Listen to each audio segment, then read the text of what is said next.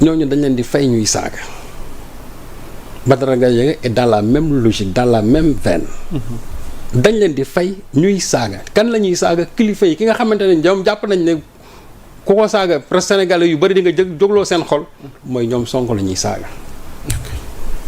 déggu fi ñu saaga kenn seen lépp ci Sonko lañ ko centré tout tourne autour de Sonko parce que ils ont ñoom des problèmes politiques yoo xam ne mënuñu ko régler ak Sonko finalement nu ñu ko bëgg a régler à travers ces pseudo chroniqueurs pour ñu ñëw toog di saaga parce que ñoom aussi c'est une question de survie ci loolu la ñuy dund.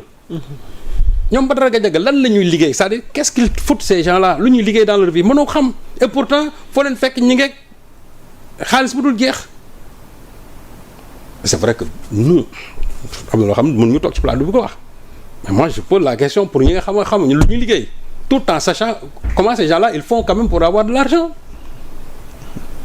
c'est que voilà le problème de ces pays-là loolu nag nit ñi bu ñu toogee bëgg ko occulter tey parce que simplement dégg naa ñu ne oui on va le transformer en héros et cetera oui on prend un zéro on le transforme en héros waxoon nañ ko fii ci Farba Ngom bu ngeen ko fi téye fii nangam ak nangam tey da nga déggati ku wax waxu Farba da nga ko fi déggati naan comment la presse manipulatrice lu ne dégg nga presse bi wax ko fii. alors fan la ñu mën a jëm ak mbiru Badara Gadiaga parce que y a d'autres points yu ñu. waaw non tey quelle suite pour cette affaire. li ma jàpp mooy.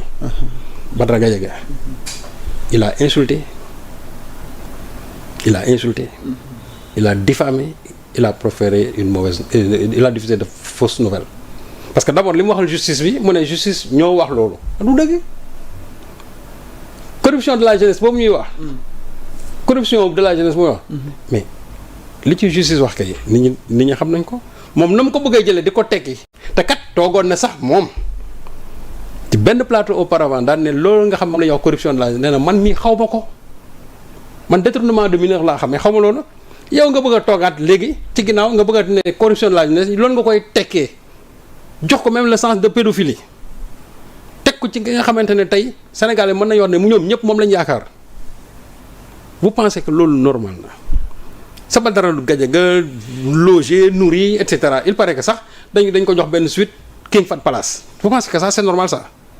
dañ ko jox ah oui man dañ ko mën a dire que fi King Fahd Palace dañ ko fa sax jox suite. xam nga King Fahd Palace moom man ça m'étonne aujourd'hui que Racine Sy nekk fa ba léegi avec tout ce que l'on dit sur le King Fahd Palace boobu pour man jàpp naa ne il faut que état bi jóg ci parce que le problème qui se pose mooy njome yu bari fa lay xewee. King Fahd Palace. l'affaire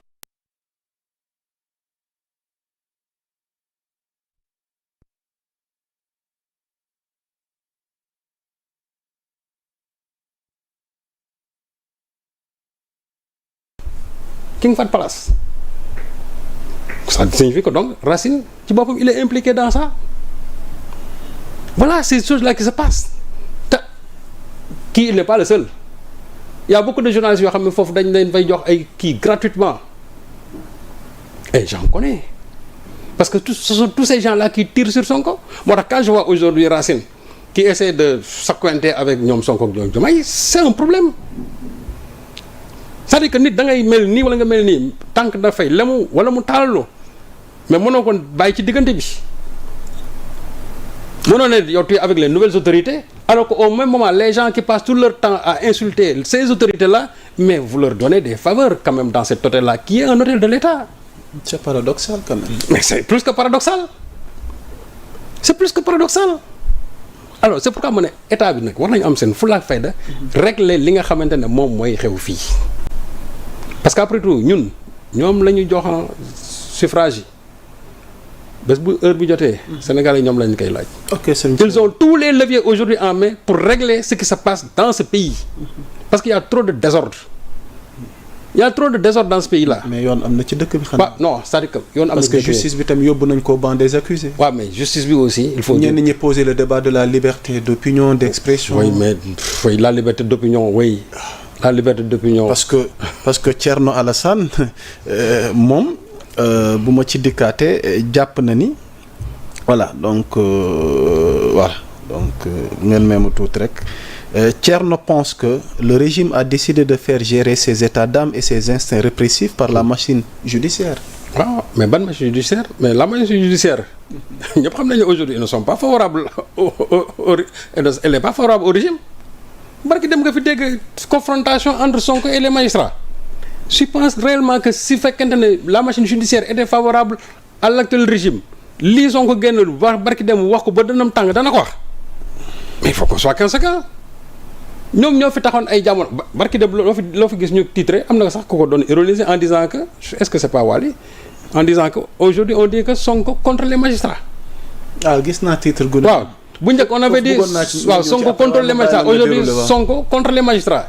mais celui qui est contre les magistrats ça veut dire que tu n'as pas la machine judiciaire avec toi ñoom su ñu yoroon machine judiciaire bi.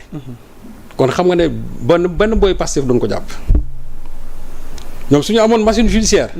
Sonko ay ñoñam ci boppam du wax ministre de la justice ñii régler leen seen i mbir. kon partagé woo gis-gisu Thierno Alassane. waaw non mais Thierno Alassane Sall toi aussi Thierno Alassane Sall ay waxam tamit jarul dóor Thierno Alassane Sall moom du ko moom c'est-à-dire Thierno moom son problème c'est Sonko.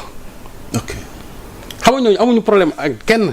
organisé gu leen débat bi ba tey kat. non il ne l'organisera il ne sera jamais au rendez-vous.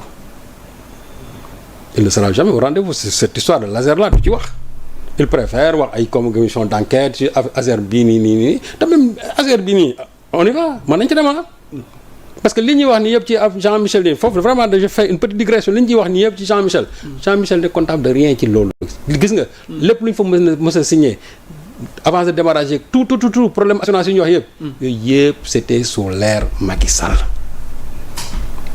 yëpp c'était sous l'ère Macky Sall.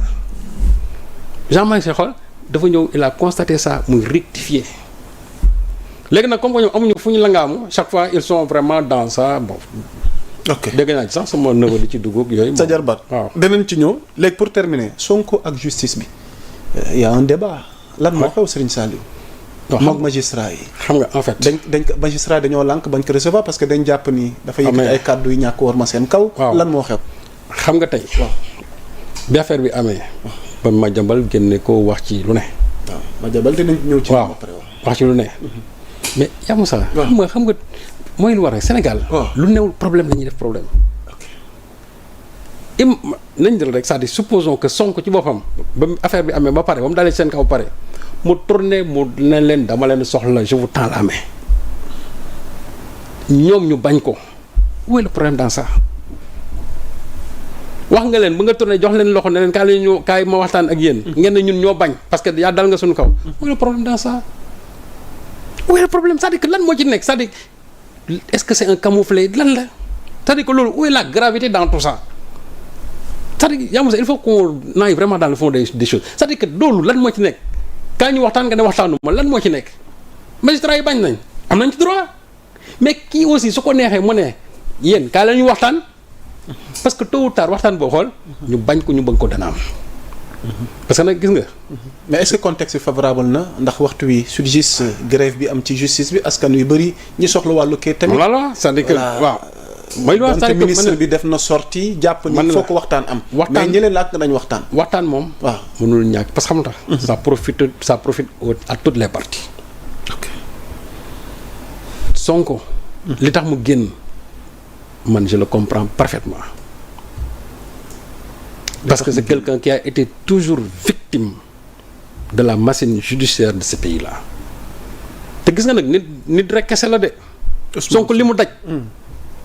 boo xoolee Sonko fi mu jaar ak liñ ko teg yëpp ak te loolu ay magistrat teg ko te li ko gën a metti aussi mooy ñii nga xam ne tey ñoo nekk UMS ñu ne yee dañ koy bañal la main tendue ñu koy bañal mais UMS ñoom seen bopp toll nañ fi ay jamono bëggoon nañ leen dégg kenn déggu leen. Union des magistrats du Sénégal waaw. c'est pas un syndicat c'est une union tout simplement c'est pas un syndicat te loolu aussi nag nit ñi xam. moi j'ai des amis dans la magistrature moo tax quand j'en parle souvent damay am peine parce que soo ci waxee rek da nga ciy raaxale ñëpp te alors que ñëpp du ñëpp mais UMS bii tey nii bu fekkee ne dañuy jaay ne dañuy ay radicaux lañ toll nañ ay jamono ñu soxla woon leen kenn gisu leen ñu woo leen ñu tànqam lu ñu ba ñuy broyer Sonko di salfaañe ay droit am boobu anañu ba ñuy toog tribunal di changer juge comme c'est pas possible dans l'affaire Adji Sarr ñaata juge nga gis en une semaine ñu en moins de 2 semaines ñu programmer leen dindi leen toog nañ fii ñu ne Adji Sarr Ablaye Ba moo koy atte gars yi teggi toog nañ fii ñu ne Adji Sarr